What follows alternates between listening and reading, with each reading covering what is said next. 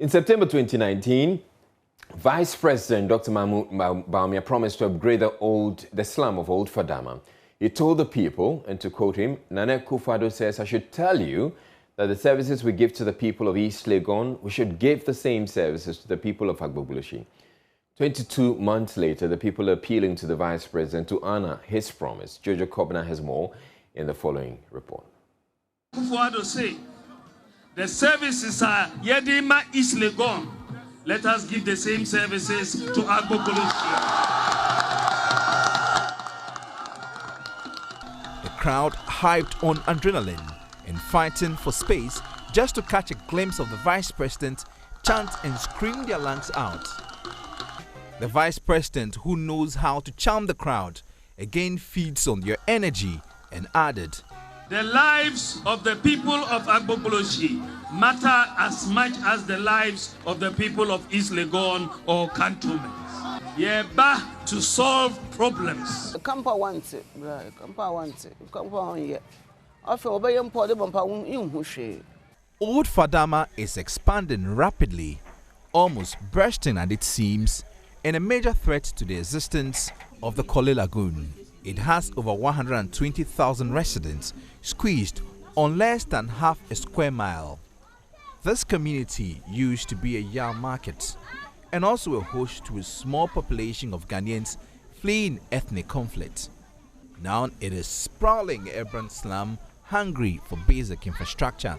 The town, located at the center of Accra, is a congregation of kiosk, wooden structures and corrugated roofing sheets. In here are Accra's urban poor and ambitious young people who have traveled from across the country, brimming with hope to make a living and lift themselves and their family out of poverty. They come eager to make it in life, but only to realize that the grass isn't always greener in Accra.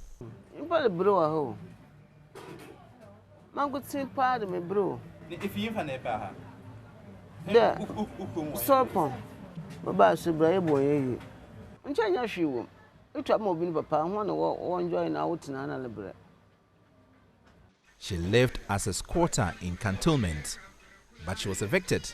Her cheapest option was to choose Old Fadama. Near our cantonment, but my basket to Wubu Hono.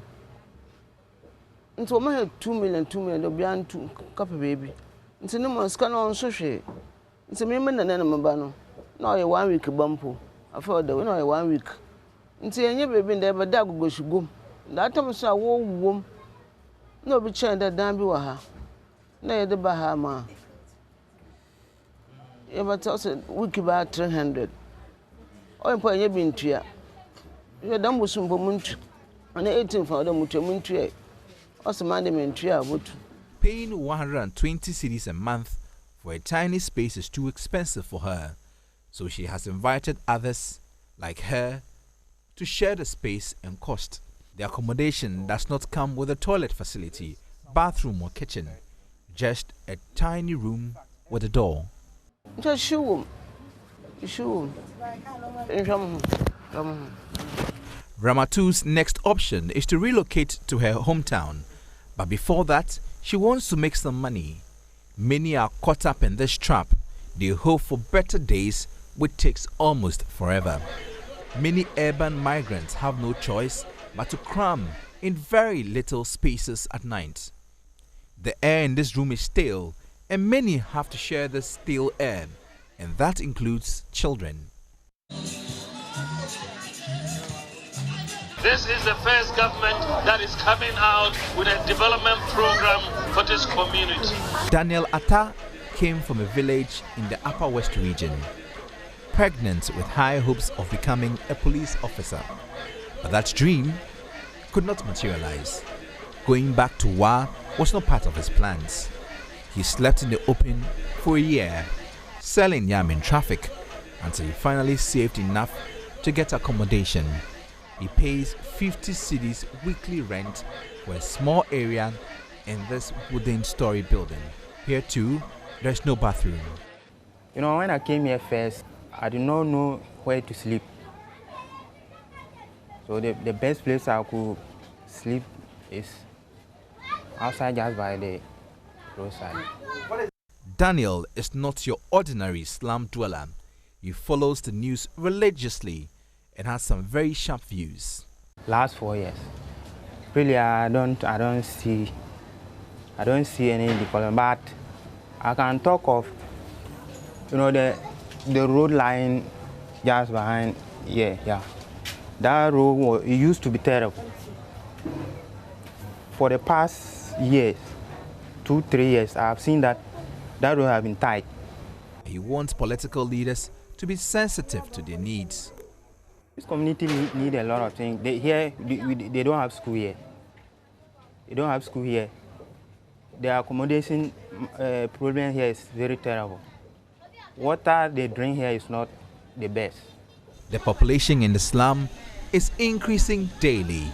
Slumlords divide rooms into smaller units to meet the ever-increasing demands on rural urban migrants.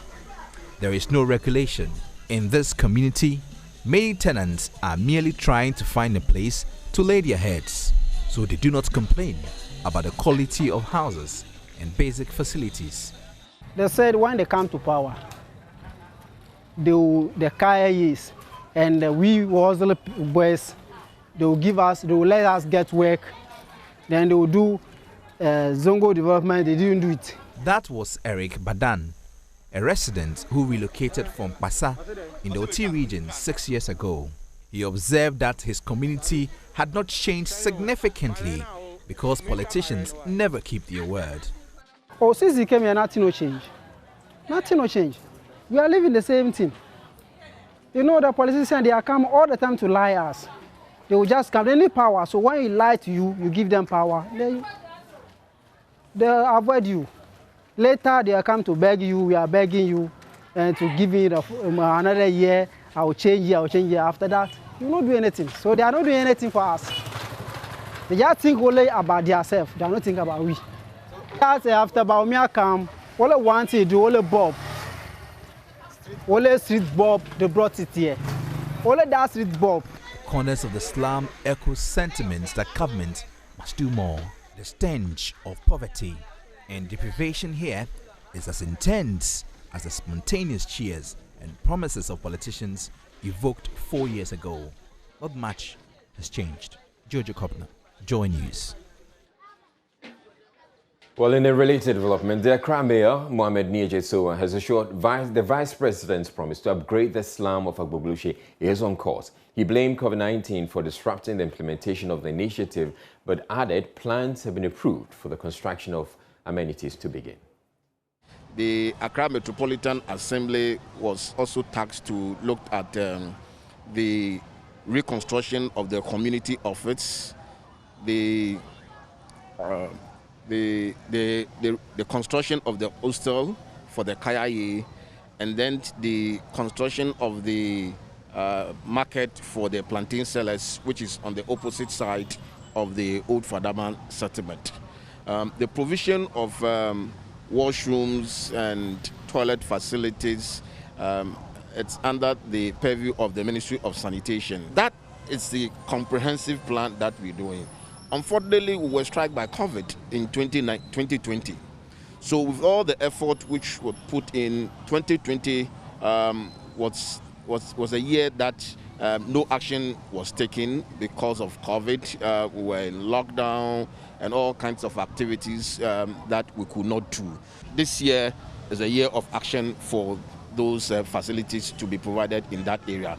We've been meeting them, the Old Fadaman Development Association, which comprises of 21 tribal chiefs. It also comprises of the representatives of both main political parties, the MPP and NDC. It's their own association that they have that will work with them in that community. And they've not been kept in the dark. They've been kept in the know at every step on their way. Just about last week, we met them here, and then we gave them a briefing as to where we have gotten to. So with the leadership of the Old Fadama, they are fully aware of the steps that we are taking, and they know that the project implementation was delayed largely because of COVID. Well, in the next couple of months, I would say, because Now the funding arrangement is being tightened because we were supposed to prepare the ground. We were also supposed to do the architectural design and then the bill of quantities, which have been done, and then we did it in consultation with the community leadership as well. So that has been done. Funding arrangement is being tightened up now, and I've been assured, partly from the Vice President office and then my office, to be able to fund that particular project.